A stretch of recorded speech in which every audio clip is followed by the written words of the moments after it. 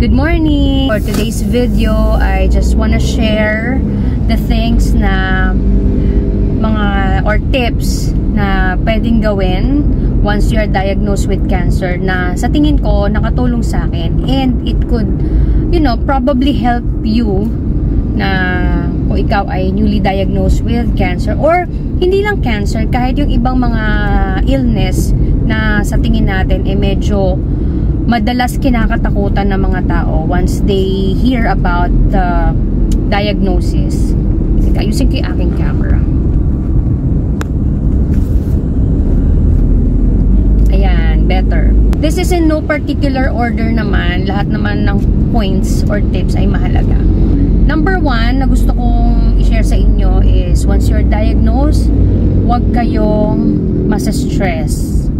Yes, as hard as it may sound na iwasan ng stress, talaga naman, di ba? Kapag sino ba naman siguro ang madadalian na hindi ma-stress kapag narinig ang dreaded word na cancer. Kasi it will just add up to your condition, di ba? At hindi naman yun nakakatulong. Never naman nakatulong ang stress sa buhay natin. Kaya nga siya stress eh. Hindi naman siya yung, diba? Walang positive na nagagawa ang stress. In fact, na lalo lang mag-grow at lalo lang magiging malala ang situation as it already is. Number 2 ay do not make a decision out of panic. So related yan sa number 1. Siyempre, tendency kapag ka nasa stress ka, nagpapanik ka, diba? Kung anong gagawin mo. So, do not make a decision. Like, if you would like to go for a conventional treatment or for other alternative treatment, make sure na hindi dahil yun sa pagpapanik mode, dahil gusto mo nang kailangan mo ng treatment. Well, sometimes or most of the time talaga merong mga doctors na magke-create ng urgency sa condition mo, and they would also, it's syempre natural lang naman para sa kanila na i-advise ka na magpa-surgery na agad or magpa-chemotherapy na agad. Depende sa kanila kung anong uunahin nila sa tingin nila, diba? So, ikaw, syempre, diba, iniisip mo na kailangan mo nang gawin agad-agad. Of course, kailangan mong mag-take ng action para gumaling. Pero, yung magde-decide ka ng ura-urada dahil yun, sa tingin mo, yun na yun, you might want to research some more para at least makapaggawa ka ng sound decision sa kung ano ba talaga. After all, ikaw yung may katawan yan, tapos ikaw yung mag-undergo ng treatment, which i-assess mo, kakayanin ko ba to? Ito ba yung gusto kong klase ng treatment? Sustainable ba ito para sa akin, diba? So, yun yung mga bagay na kailangan mong pag-isipan. How on my part, nung na-diagnose ako, nasabi ko na to sa mga previous video ko, consult agad ng doktor, sundin ko ano sinasabi ng doktor, which I think sa kinalaunan, na-realize ko na nag-isip pa ako dapat, or nag-take muna ako ng konti pang time to check kung ito ba talaga is yung tamang treatment para sa akin. But don't get me wrong, kasi sabi ko nga, I'm happy na nabigyan ko ng chance both conventional treatment and alternative treatment na gamutin ang aking katawan. Surgery at chemotherapy, okay na ako doon. Solve na ako doon for the conventional treatment. And as you may know, kung napapanood nyo yung mga previous videos ko, is I shifted to a more natural and holistic approach to treatment. So, you might want to check on that first. Check your options first. Sabi nga ni Tony Gonzaga is options, options, options, di ba? And of course, you should pray about it.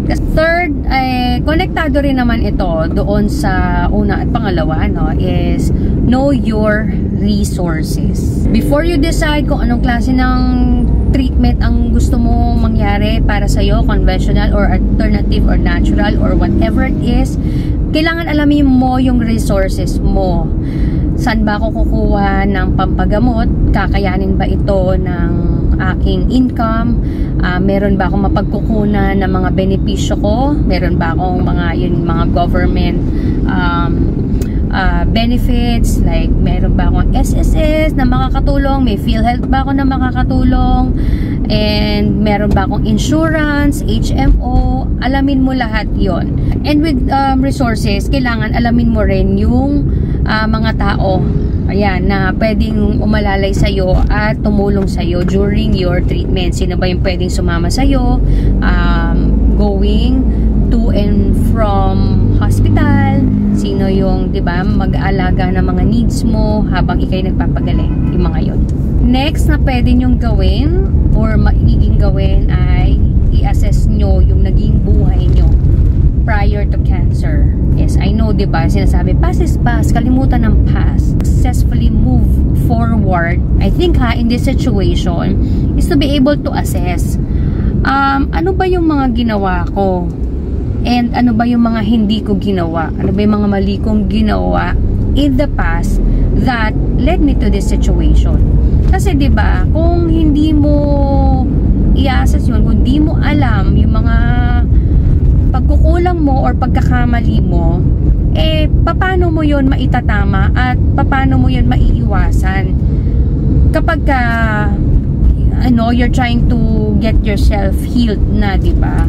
And it's not, kumbaga, it's not blaming yourself, although syempre i-admit mo sa sarili mo na malaki yung malaking part yung ginawa mo, okay, para magkaroon ka ng sakit. Kasi syempre, 'di ba? Ikaw ang kagaya ng nangyari sa akin. Nung una, parang isip ako wala namang mayroong cancer sa pamilya namin. Laging tinatanong sa akin ng mga doktor, sino bang may cancer sa pamilya? Laging wala. Ako lang. Tapos iniisip ko, okay, siguro dahil ganito, ganyan. Pero looking back, nung sinimulan ko kung ano bang naging mga bagay na mga pinaggagawa ko, simula bata ako, dun ko lang na-realize, ay oo nga, tama nga talaga, na kumbaga, talaga, sino ba namang hindi magkakasakit sa pinaggagawa ko simula bata ako, diba? And syempre, akala ko, it's perfectly normal na, okay, diba? Pero, nung na-realize ko na yung mga bagay na akala natin ay harmless, tapos kapag pinagsama-sama yon, na-accumulate, ayun na, talaga naman. Pagmumula naman talaga ng sakit.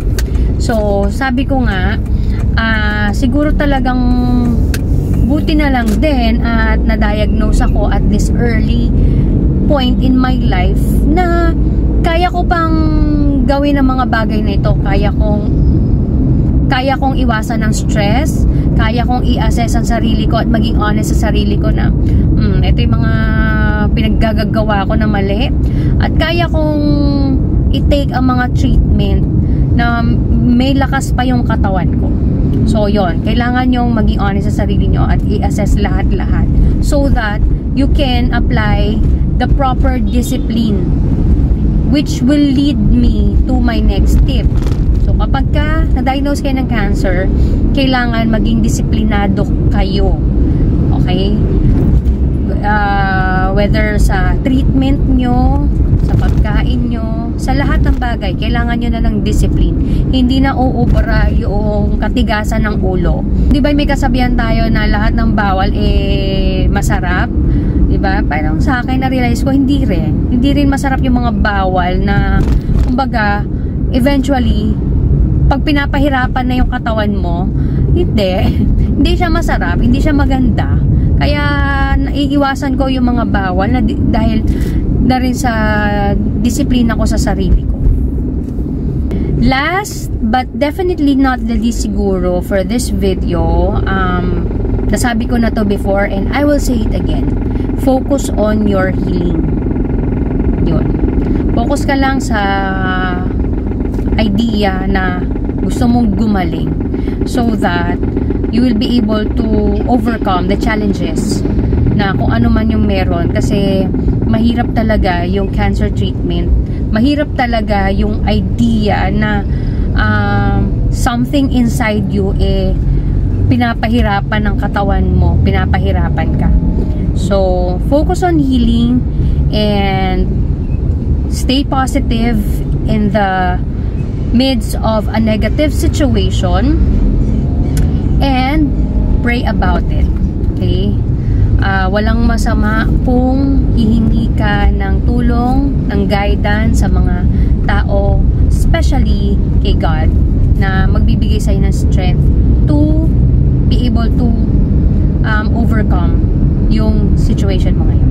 Yun lamang naman. If you like this video, kindly give this a thumbs up and comment lang kayo dyan sa baba kung ano pa sa tingin nyo yung mga bagay na gusto nyong i-upload ko. And if you're not yet a subscriber, please subscribe now and click that notification bell para mano-notify ka whenever I upload new videos.